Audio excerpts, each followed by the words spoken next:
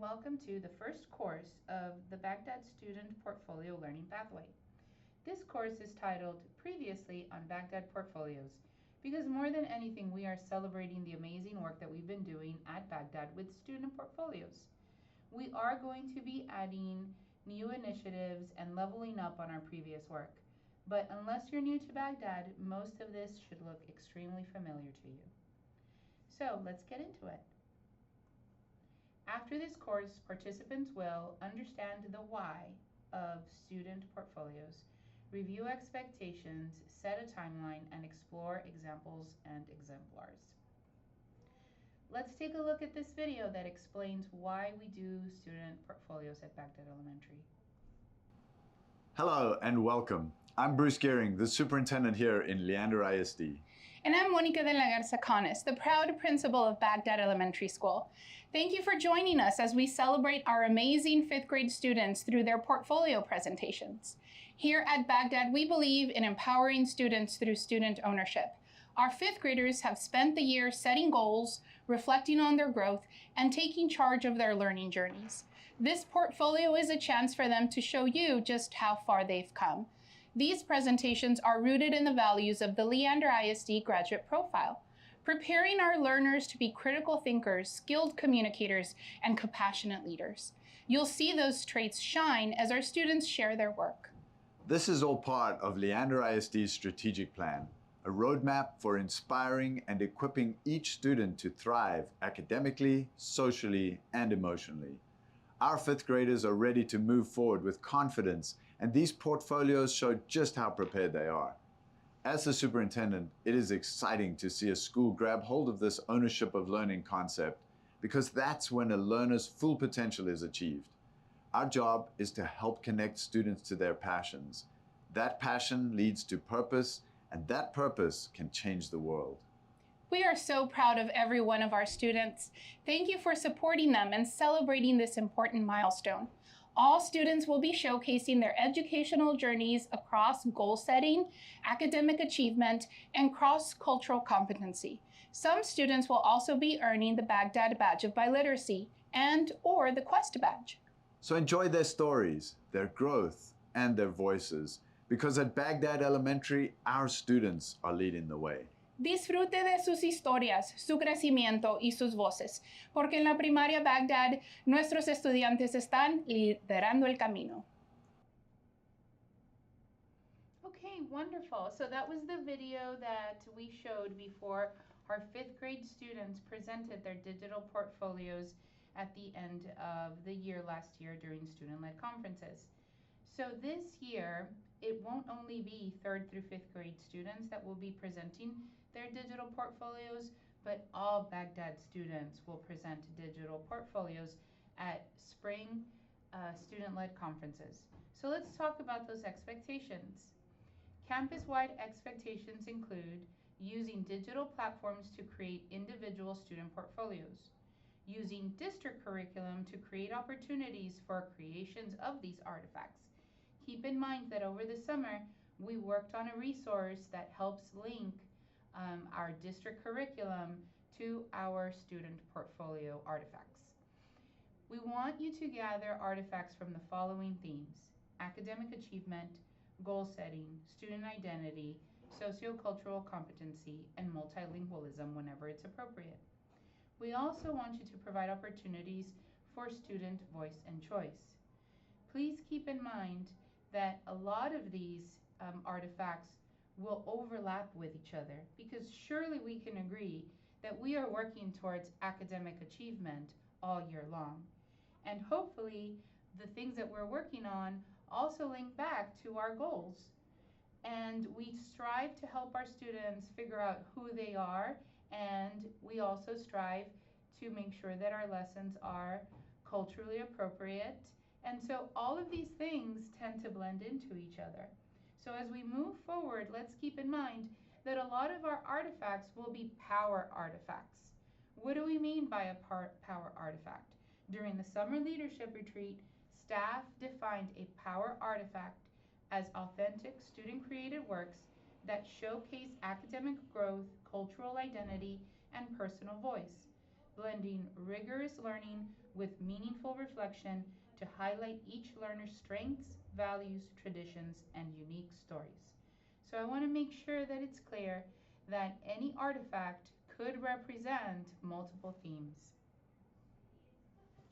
Let's talk about the individual grade level expectations. First up is early childhood. If you do not support early childhood or you're not an EC teacher, you can skip ahead to your appropriate grade level. Let's talk about the portfolios. In EC, our portfolios are teacher-led portfolios where every child is included in the process. We have whole class goals based on data, and the work samples that are collected are through the core system. So for each of the themes that we're asking you to collect samples for, they do link back to core items. So for example, academic achievement is any core item. For sociocultural competency, you can tag an artifact with building relationships with students, building relationships with other children. For about me or student reflections, initiative and planning, problem solving with materials and reflections. And for pre-K3, emotions and conflict resolution. If you have an item that you can tag in core that fits multiple themes, you can tag the artifact in core as a power artifact, because in core there is a tag that is labeled power artifact. So these are all artifacts that we're already collecting in EC. We're just making it clear that the core artifacts is the digital portfolio for our EC students. Let's talk about kinder through second grade expectations. Teachers and students are now going to take ownership of these portfolios. So we are now starting to give students more voice and choice in what their portfolio looks like. We also want to have individual goals based on data. For the fall conferences, we want the goals, the student goals, to be from a choice of the report card skills. As the year progresses, we can expand to other choices. So in the spring student-led conferences, there may be a goal related to another data set. But for the first goal, we want it to be linked to report card skills. So our work samples should be collected and stored in Seesaw. And those can include video reflections of their learning.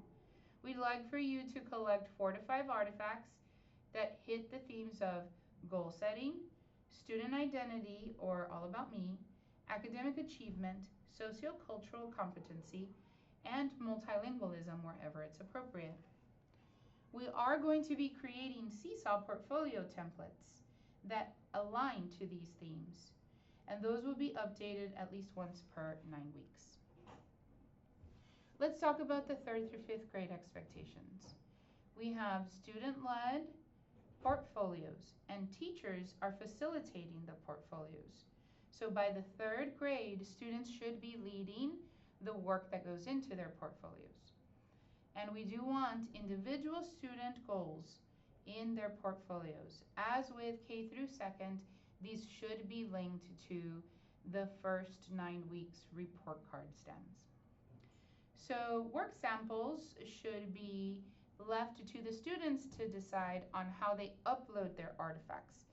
Videos, pictures, paragraphs, all of those are appropriate for their digital portfolios.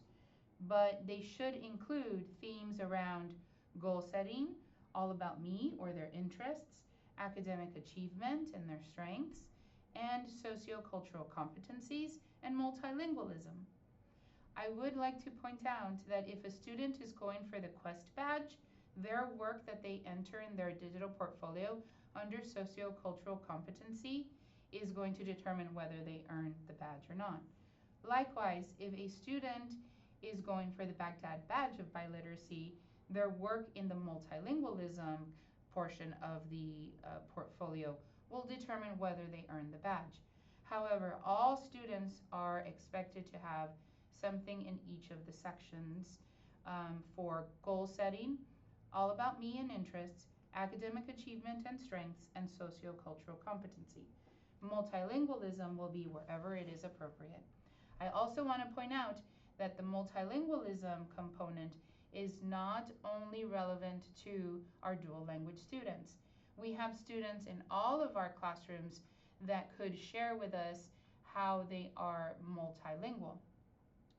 So for our third and fourth grade students, although they are not earning the Quest badge or the badge of biliteracy, we should start to prepare them for their fifth grade presentation where they will be going for the badges. For third and fifth grade students, their digital portfolios will live in Google Sites. Our returning fourth and fifth grade students will update their previously created site and work in the new grade level tab. For new fifth grade students and third and fourth grade students, and for all third graders, so let me say that again, because that should say for all new fourth and fifth grade students and all third graders. So basically, if you're a new student to Baghdad and you're in the third or fourth or fifth grade, you will create a site from the updated template. And Ms. Ponce will have a course on how to do that. Okay, so at this point you may be wondering, how am I going to accomplish this as I'm working through all of my other content and curriculum? So we have a suggested timeline, and I want to stress again, as I stressed previously, that all of these themes for the portfolios do blend into each other. And this timeline, by all means, is not to say, for example, that in February we're going to start to work on language acquisition and will therefore enter things in our portfolios for multilingualism. No, not at all. And likewise, academic achievement is something that we strive for from the beginning of the year.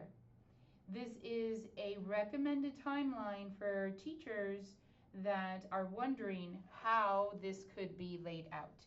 What we found was that at the end of the year, there were teachers who shared with us that they struggled with how to incorporate this throughout the year, and so then they were scrambling at the end trying to get it all in. So this suggested timeline will help teachers who are wondering how to fit the components throughout the school year. We are going to be releasing Mobile Mind courses that are going to help support this work as well. So by October conferences, students should be able to defend their learning around goal setting and their student identity, or all about me. By their December break, students should be able to defend their learning in socio-cultural competency. But I want to point out again, this is another example of where we gave you a resource where all of our humanities lessons, for example, or beginning of the year math lessons could relate to some of these topics.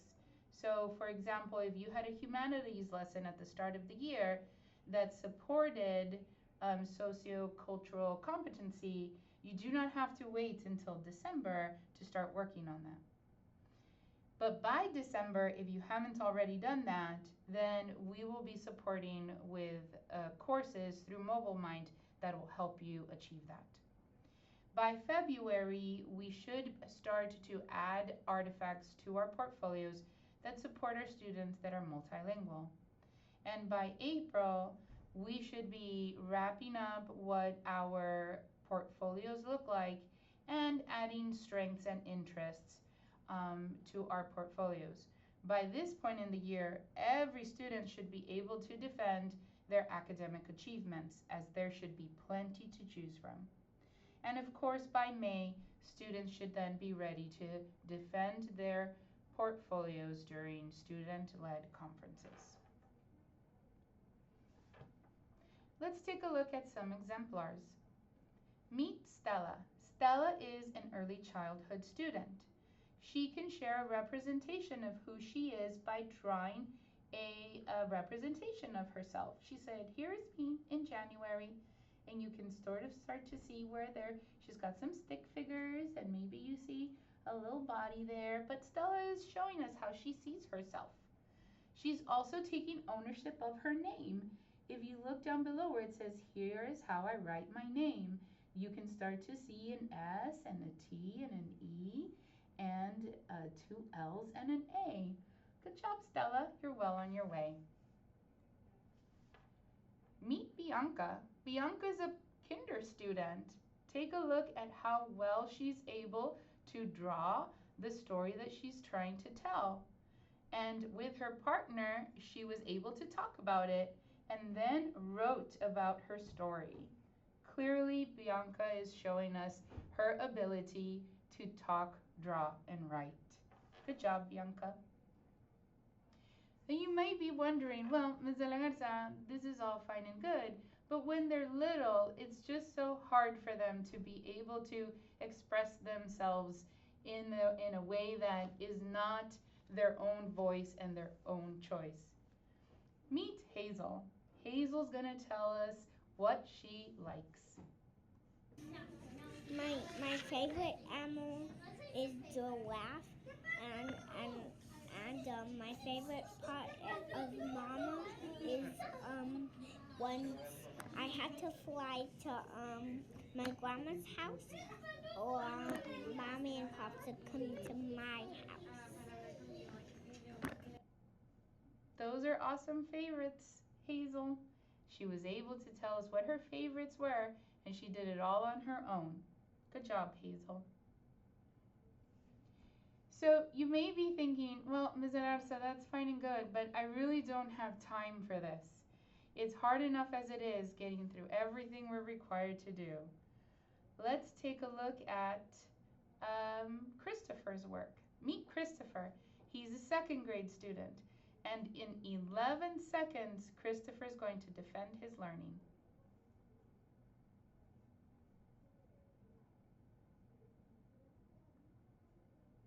Much more short yards because it is longer than inches, and it is more accurate to measure the whale.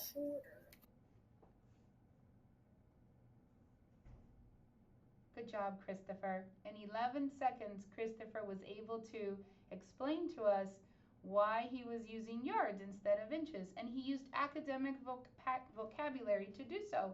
And then he gave us a written response as well. So we understand that time is precious within our instruction, but this is a great example of it not taking very long for a student to be able to defend their learning. So you may be wondering, what does all of this lead to, and what does it look like when we help our students, starting from EC all through the different grade levels, give them voice and choice, and give them an opportunity to defend their learning. Meet Samantha. Samantha is a 8th grade student. She presented her portfolio in front of a panel of peers, community members, staff, and family members during spring student-led conferences. She earned the badge of biliteracy, and she then went on to defend her portfolio at the dual language mini conference. Let's see what Samantha had to, her artifact for multilingualism within her portfolio. Hi, how are you? Estoy bien, ¿y tú? I'm doing good. I just had a stressful day from the STAR test. Were you nervous too? No estaba nerviosa. Las preguntas del examen de STAR fui muy fácil. Really? Well, the questions were kind of difficult. Well, it was nice talking to you. Bye. Adios. Let's take a look at Samantha's portfolio. So Samantha had voice and choice in the pictures she added, the way that she described her work, the work that she added. Samantha was very proud to show examples of her essays and her data. And Samantha did all of this in English and in Spanish. Good job, Samantha. We're proud of you. Thank you for joining me for the first course of the Bagdad Student Portfolio Learning Pathways. I hope that you have a better understanding of why we do student portfolios at Bagdad. You've been doing an amazing job, and it's time that we level up. Now, all of our students at Bagdad, from early childhood to the 5th grade, will have an opportunity to defend their learning at spring student-led conferences. But we're going to have to start the work now. And so our graduate profile says that through PLCs and quality learning experiences and goal setting, we can show our students, give our students multiple opportunities to add artifacts to their portfolios and an opportunity to demonstrate their learning. That's the Leander way. And the way we do it here at Bagdad honors our population and it honors the needs of our students. I know that these are some minor changes that could impact your instruction in some major ways. So we are going to have additional courses. Course number 2, we're going to deep dive into goal setting. Course number 3, Ms. Ponce is going to give us some tips on how to use CORE, how to use Seesaw, and how to use the Google Sites templates that we've created. So if you need help with that, that'll be course 3 in our learning path. And then our instructional coaches are going to create course number 4, which is going to help us with ideas of how to incorporate this into our daily learning. If you have any other needs or support, please don't hesitate to let us know. In order to get credit for this course, you must complete the challenge. The challenge is simply for you to let us know whether or not you need any additional support.